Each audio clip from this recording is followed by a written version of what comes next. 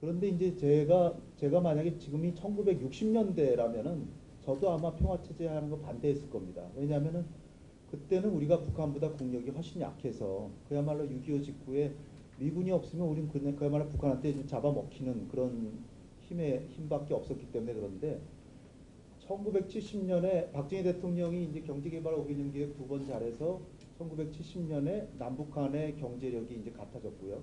경제력은 같아졌지만 군사력은 우리가 70년에도 뒤졌습니다. 그래서 이제 그 괌 독트린, 닉슨의 괌 독트린이 나오니까 박정희 대통령이 야 이거 미국이 아시아에서 철수 안 된다. 그리고 구사단 2만 명 철수했잖아요. 그렇게 행동으로 보여준 게. 그러니까 박정희 대통령이 야 이거 미국만 믿고 있다면 큰일 나겠다. 그래서 핵과 미사일 개발을 지시한 거 다 아시잖아요. 다 지시했는데 왜 결국 그만뒀습니까?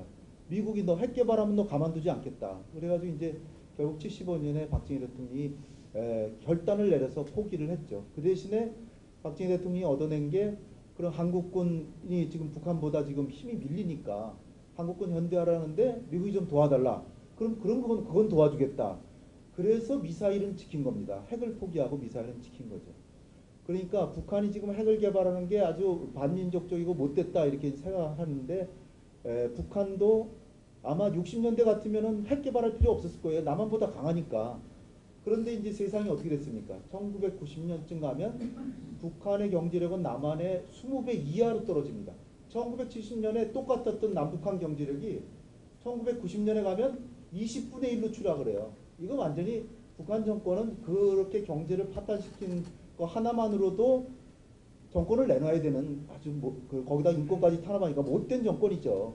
그런데 어쨌든 뭐 이제 북한을 지금 지배하고 있으니까 그들을 우린 상대해야 되는 거 아니겠습니까? 그러나 어쨌든 1990년에 가면 우리가 경제력이 20배 앞서고 지금 재작년에 40배, 작년에 41배, 지금 42배. 그럼 북한은 뭘 생각하고 있을까요? 대한민국이 과거에 자기보다 경제력이 약한 나라가 지금은 43배 됐어요. 무섭겠죠 우리가. 43배인데 이데올로기는 전혀 다르고 독재라고 맨날 욕하고 그러니까 우리한테 잡아먹힐까 얼마나 걱정하겠습니까? 그런 상황에서 봐야 된다는 겁니다. 지금이 1960년대가 아니에요. 지금 우리는 빛나는 미래를 개척하기 위해서 북한을 어떻게든 우리가 40배의 힘을 가지고 북한을 준동하지 못하도록 통제하고 관리하고 하면서 최소한의 비용을 들여서 평화통일로 가서 2050년경에는 일본을 능가하는 선진 복지국가가 돼야 됩니다. 그런 상황에서 지금도 북한하고 계속 싸워야 됩니까? 뭐 북한이 먼저 전쟁을 걸어오면 단숨에 격파해서 통일을 이루어야죠. 평화통일은 아니죠. 전쟁을 통한 통일이지만. 그러나 그것도 불가능합니다. 왜냐? 지금 이미 북한이 핵을 가져버렸어요. 만약에 북한이 먼저 남침해서 우리가 북한으로 올라갔을 때 북한이 우리가 힘이 더 결국은 한 달 정도 밀릴지 모르지만 힘이 더 한미연합군 같이 힘이 더 세니까 북한으로 넘어갈 때 북한은 아마 틀림없이 미안하지만 내가 지금 핵을 갖고 있는데 휴전선에서 한 발짝이라도 올라오면 서울에다 핵폭탄 2개 정도 떨어뜨리겠다. 가실 수 있겠어요? 아무리 여기가 한국 군사문제연구원이지만 지난번에 작년에 9월달에 핵실험한 거 그거 한 발 떨어지면은 최소한 100만 명 이상이 서울에 사망하고 서울의 한 4분의 1 정도는 수년 동안 못 쓰는 땅이 됩니다. 북한을 우리가 이길 수는 있어도 우리 또한 엄청난 정말 상상할 수 없는 피해를 볼 수밖에 없잖아요. 그런 상황에서 북한하고 계속 싸우기만 하면 어떡합니까? 북한을 어떻게든지 우리가 40배 힘을 가졌으니까 통제하고 관리해서 우리가 원하는 방향을 끌고 가서 결국은 독재체제 붕괴시키되 그러나 지금은 그런 얘기 할 필요 없고 평화로 가다 보면 붕괴된다는 게 독일이 우리한테 가르쳐준 교훈입니다. 독일은 우리보다도 경제력 격차가 5배, 6배밖에 차이가 안 났습니다. 그런데도 결국 동동 무너지잖아요. 북한이라고 안 무너지겠습니까? 제가 90년대, 80년대 말에서 90년대 초에 프랑스에서 유학을 했는데요. 독일이 붕괴하는 과정을 그대로 봤습니다. 아, 이렇게 무너지는구나. 이 정권이란 게 핵으로 무너지는 게 아니고 서독하고 싸워서 무너지는 게 아니구나. 오히려 서독의 정책은 동독에 대해서 우리 통일이란 말은 아예 얘기도 하지 마십시다. 그 대신에 분담 비용을 최소화하는 방향으로 갑시다라고 20년 동안 그냥 그 길로 갔어요. 그러다 보면 어느 날 보니까 큰바위 얼굴처럼 평화 통일이 돼 있단 말이에요. 아주 역설적인 말씀으로 들리죠. 저는 한 20년 동안 북핵 문제 연구하면서 이게 맞는구나. 역사에 맞는 방향은 그런 방향이구나. 북한의 도발에는 단호하게 응징하고 전쟁을 걸어오면 그걸 통일의 기회로 삼아야 되지만 평시에 북한을 잘 관리해서 통일로 가야 된다. 그리고 평화를 유지하면서 장기적으로 가다 보면 독일처럼 통일이 된다. 이렇게 이제 생각합니다. 기본 방향이 그렇다는 거고요. 그런 상황에서 여러분들 지금 저도 한미동맹 매우 중요하다고 생각하고, 그런데 지금 앞에서 두 분이 말씀하셨듯이 미국의 대통령은 트럼프 대통령이에요. 트럼프 대통령 어떤 분입니까? 나토 언제든지 해체할 수 있다라고 나토 회원국 하나하나하고 싸우고, 그 가장 우방국인 그 캐나다의 그 트루도 총리하고도 막 싸우고, 메이 총리하고도 싸우고, 메르켈하고도 싸우고, 그리고 오히려 푸틴은 칭찬을 하고, 한미동맹은 얼마나 우습게 보는지 6.12 정상회담 하고 나서 그 비용 많이 든다고 한미연합 훈련한 거 도대체 납득이 안 된다고 중단해 버렸어요. 우리가 목숨을 걸고 한미동맹을 지킨다고 해도 미국이 우리는 안 하겠다 그러면 깨지는 겁니다. 정신 똑바로 차려야 돼요. 우리가 한미동맹에 매달린다고 한미동맹이 유지된 게 아니라는 말씀이죠. 미국에게도 트럼프같이 주판을 튕기는 사람한테 한미동맹을 유지하는 게 당신한테도 유리하다는 걸 보여주는 게 최선이에요. 한미동맹 중요합니다. 얘기하는 거 별로 소용없습니다. 한미동맹을 유지하는 게 당신이 재선되고 중간선거에 이기고 그러고 하는데 유리하다. 이걸 보여줘야 되는 거예요. 그런 상황에서 그저께 문재인 대통령하고 트럼프하고 전화통화했잖아요. 한미동맹에 대해서도 볼멘 소리가 엄청 나옵니다. 남북 공동연락사무소도 지금 미국의 허락 없이 뭘 하려고 그러냐. 철도 점검? 무슨 개소리냐. 이렇게 생각하실 수도 있어요. 저는 그렇게 생각하지 않습니다. 철도 조사 이런 건 해야 돼요. 왜냐하면 여러분들 잘 생각해 보세요. 미국은 북한한테 원조도 해주고 경제 지원도 해주고 카지노도 차려주고 이런 것도 마음대로 얘기하는데, 우리는 같은 동포끼리 결국은 북한이 통일이 되면 우리 땅인데 거기를 사전에 개발해가지고 평화통일로 이끈다는데 그걸 못합니까? 그 대신에 유엔 안보리 제재나 미국의 대북 제재를 지키는 한도 내에서 하고, 지금 이 순간에서 이걸 돌파하기 위해서 남북 정상회담을 해서 북한을 비핵화로 인도하면서 미국의 제재를 약간 풀고 또 남북 공동연락사무소 허용이라기보다 같이 공조하면서 결국은 엊그저께 트럼프 대통령하고 문재인 대통령하고 전화통화로 얘기한 게 뭡니까?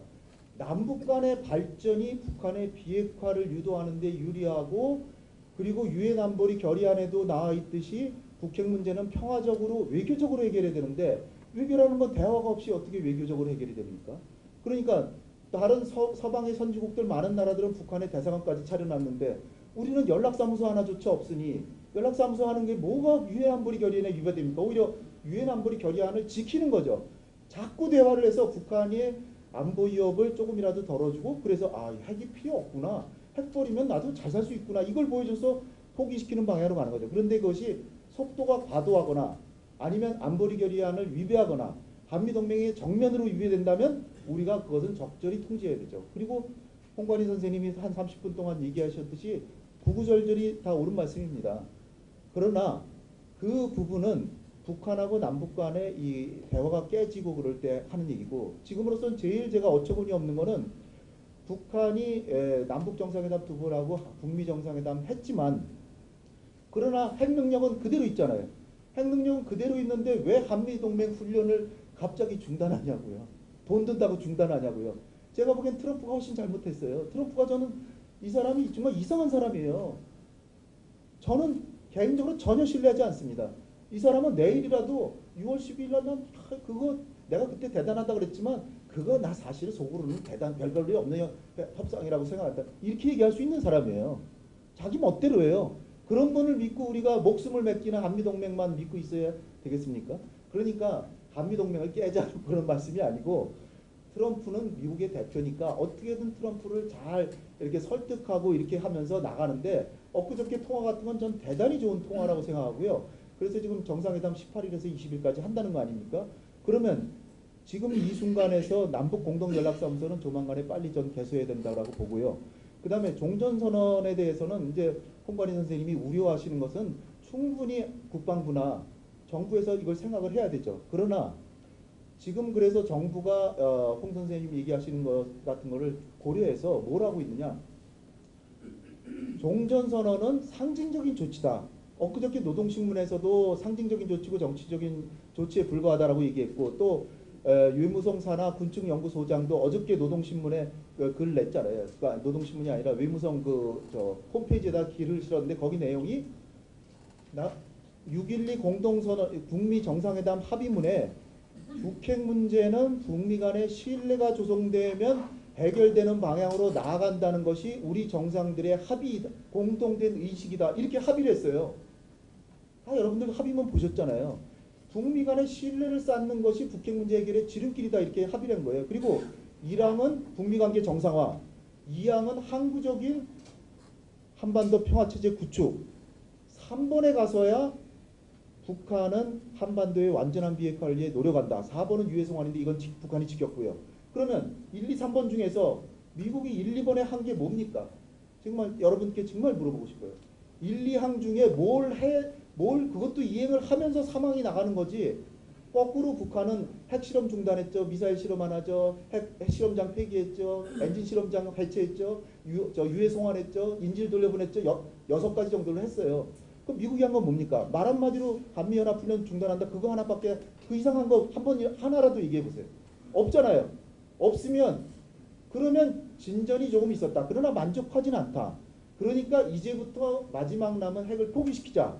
그러기 위해서 김정은도 군부에서는 지금 난리 났을 거 아니에요. 미국한테 얻은 건 하나도 없으면서 우리는 왜 이렇게 양보를 합니까? 북한에서 안 그러겠어요? 그러니까 김정은도 그렇다면 종전선언이라고 하는 미국의 신뢰성을 담보하는 걸 하고 우리도 진고의 첫 단계로 나간다. 이렇게 해서 지금 특사가 와서 지금 합의를 한 거 왔다고 저는 추정합니다. 그러니까 홍관진 선생님 얘기하시는 부분은 충분히 감안해서 하되 그 정신은 똑바로 차리고 북한의 도발에 대해서 대비태세는 갖추되 종전선언이라고 하는 건 평화체제로 가는 첫걸음이란 말이에요. 첫걸음. 아무것도 아니에요. 문재인 교수도 늘상 얘기하듯이 종전선언에도 휴전협정은 그대로 지속됩니다. 그리고 우리 정부가 해야 될 일은 뭐냐면 중국도 가담해야 된다면 중국과 북한 정부에게 만약에 종전선언이 되더라도 한미연합사나 그 다음에 한미동맹, 주한미군, 그 다음에 제일 지금 취약해 보이는 유엔사령부 이거는 계속 간다. 거기에 대해서는 이의를 제기하지 않기로 하고 종전선언을 하자. 이렇게 해서 미국을 안심시키고 미국에게도 북한이 그거는 건드리지 않기로 했다. 그러면서 종전선언하고 신고를 받는 게 훨씬 더 나은 정책 아니냐 그죠. 그러나 홍 선생님이 얘기하는 건 충분히 감안을 해서 그리고 뭐 베트남 평화협정 이런 거 위험성은 충분히 감안해야 되지만 그래도 이런 절차로 가는 게 아주 불합리한 건 저는 아니라고 좀 봅니다.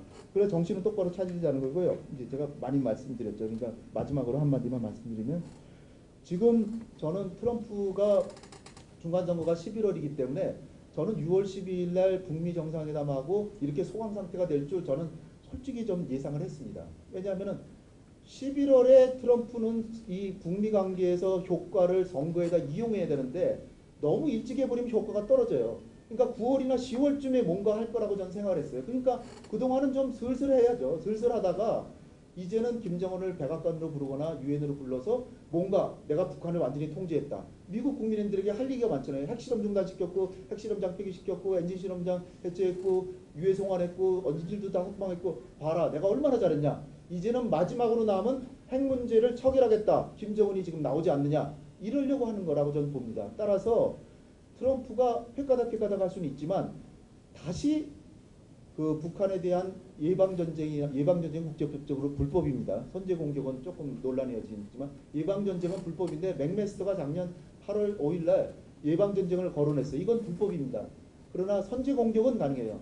근데 선제 공격을 얘기했는데 이 사람이 제가 보기엔 좀 이상하다고 생각했는데 다시 또 그런 길로 가는 건 우리 민족에게 몹시 안 좋습니다. 따라서 미국도 이 북한이 완전히 뭐 강경 정책으로 나가면 미국도 강경 정책으로 가야 되지만 미국이 평화적으로 가려고 하는데 북한이 평화적으로 가려고 하는데 미국이 강경책으로 가지 않도록 우리가 적절하게 우리의 역할을 해야 된다.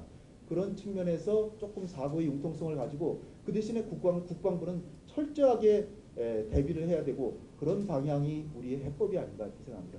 토론 전에 말씀이 너무 길었습니다. 감사합니다.